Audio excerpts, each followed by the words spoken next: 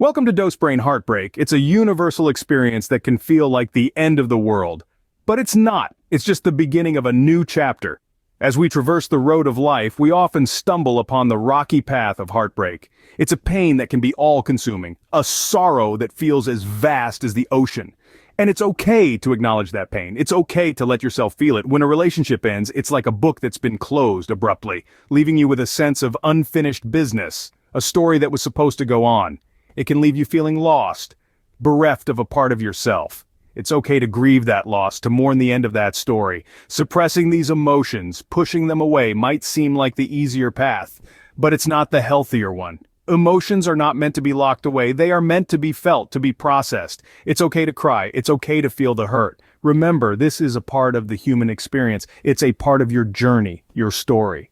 And in every story, there are chapters that hurt, chapters that make you cry, but these are also the chapters that make you stronger, that help you grow. Remember, it's okay to cry, it's okay to feel. You are not alone in this journey. Once we've allowed ourselves to feel the pain, it's time to begin the process of rediscovery. Let's take a moment to remember who we were before the relationship. What were the things that used to ignite that spark in us? What were our passions, hobbies, and interests? It's time to dust off that old guitar, pick up that unfinished book, or put on those running shoes that have been sitting in the corner. You see, in the whirlwind of love and companionship, we often lose sight of ourselves. We let parts of us fade away, all in the name of partnership. But now it's time to bring those parts back to life. Start with self-love and self-care. Be kind to yourself. Treat yourself to things that make you happy. It could be as simple as a warm bath, a favorite meal, or a quiet evening with a good movie. Rediscover your passions, those things that make your heart race with excitement. Dive into your hobbies, those activities that make your soul sing with joy. Rekindle your interests, those curiosities that keep your mind sharp and engaged. Rediscover who you are and fall in love with yourself all over again. It's time to sever the ties that bind, at least for now. Cutting off communication with an ex-partner can feel like a daunting task, but it's an essential step in the healing process. It's about creating a safe space for your heart to mend, away from the constant reminders of what once was. Imagine you're nursing a physical wound. Would you keep poking it, expecting it to heal faster? Of course not. The same principle applies to emotional wounds. Every text, every call, every scroll through their social media is like poking that wound, hindering the healing process. Cutting off communication doesn't mean you're holding grudges or burning bridges.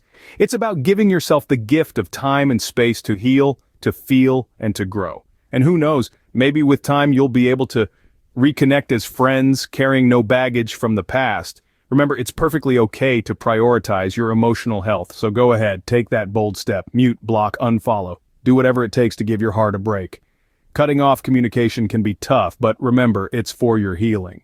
No one is an island. And it's okay to seek help. Remember, it's not just about dealing with a breakup, but also about healing and growing from it. One of the most important steps in this process is to seek support. It could be from friends, family, or even professional counselors.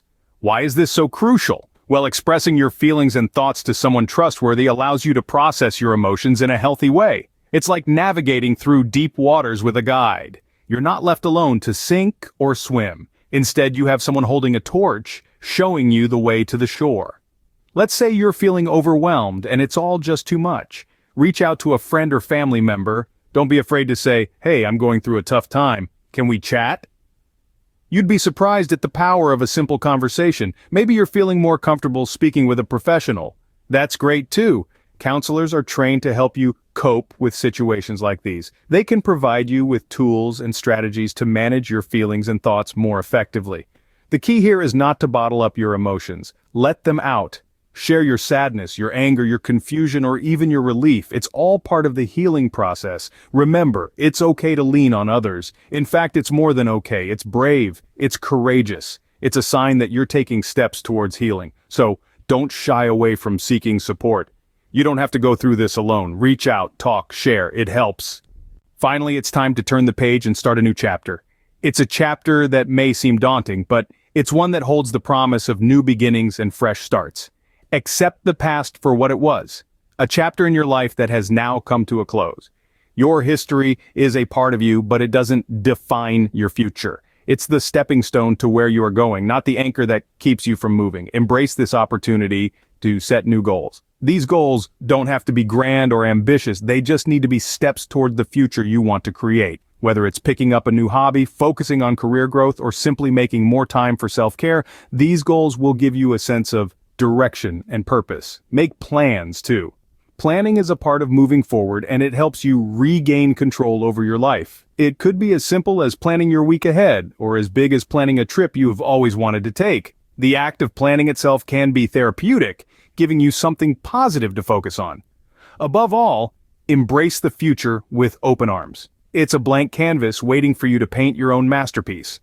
It's okay to be scared, but don't let fear hold you back. The future is filled with endless possibilities, and the only way to discover them is by moving forward. Remember, moving forward doesn't mean forgetting the past. It means learning from it, growing from it, and using it to shape a brighter, happier future. It's time to move forward with renewed strength and a heart ready to love again.